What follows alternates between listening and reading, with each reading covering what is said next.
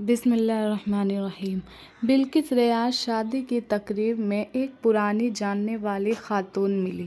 اس سے الیک سلیک ہوئی اور میں اس کے قریب ہی بیٹھ گئی۔ وہ مجھے دیکھ کر بے حد مجذوب ہو رہی تھی اور کہہ رہی تھی کافی عرصے سے میں آپ کے پاس ملنے کے لیے آنا چاہتی تھی۔ کیوں، خیریت ہے؟ اللہ کے فضل سے بالکل خیریت ہے۔ دراصل آپ تو جانتی ہیں کہ بیوگی میں عورت کی زندگی کیا ہوتی ہے۔ 15 سالوں سے دنیا کے رنگ دیکھ رہی ہوں۔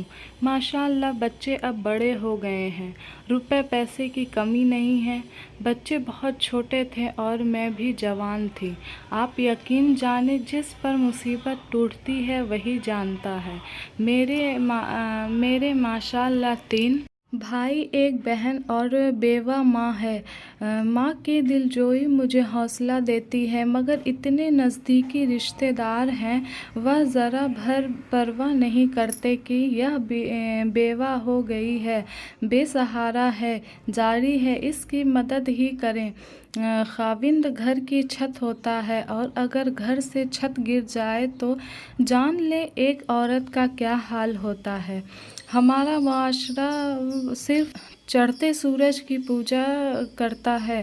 میں نے بچوں کی خاطر دوسری شادی نہیں کی، ایک لحاظ سے اچھا ہی کیا، ورنہ آج میرے بچے ماشاءاللہ پڑھ لکھ کر اچھے عہدے پر فائز نہ ہوتے۔ ایک بیٹا ہے اور ایک بیٹی۔ اب ان کی شادیوں کا وقت آ گیا ہے۔ جب میں بہت پریشان تھی اور چاہتی تھی کہ میرے بہن بھائی میری مدد کریں، مگر وہ مدد تو ایک طرف، وہ کبھی کبھی غیروں کی طرح ملتے تھے۔ آج بچے جب بڑے ہو گئے ہیں، میرا بیٹا سب کام بخوبی سنبھال رہا ہے تو وہ گاہے بگاہے حال چال پوچھ لیتے ہیں۔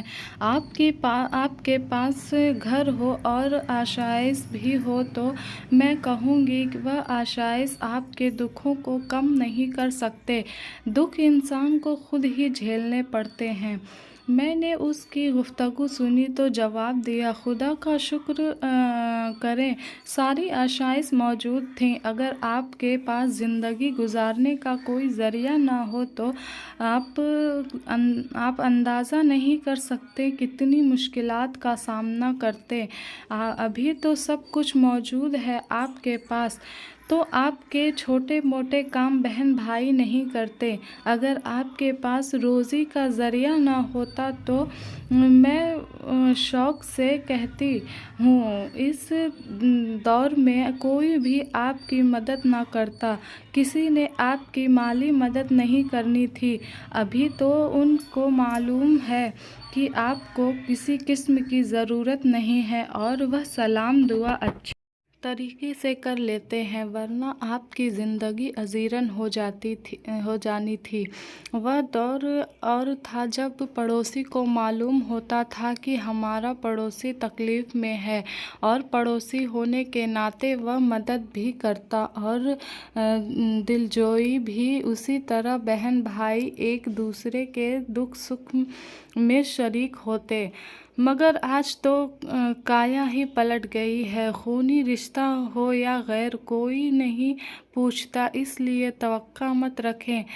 یہ دنیا ایسی ہی ہے، جہاں مطلب ہوتا ہے دنیا کھینچی ہوئی وہاں جاتی ہے، جہاں مطلب نہیں ہے چاہے آپ کا بہن بھائی کیوں نہ ہو وہاں جانے سے گریز کرتے ہیں۔ لیکن ایک بات ضرور کہوں گی، بے شک غرض کی دنیا ہے، مگر ابھی بھی ہمارے معاشرے میں لوگوں کے پاس اعلیٰ ظرف اور وفاداری ہے۔ کچھ لوگ صرف خلوص محبت اور اپنائیت سے ایک دوسرے کو ملتے ہیں۔ میری باتیں سن کر اس کی آنکھوں میں آنسو آ گئے تھے۔ میں نہیں چاہتی تھی کہ وہ خوشی کے موقع پر روئے۔ اس کی دلجوئی کی اور اس نے اپنی باتوں کا موضوع بدل دیا۔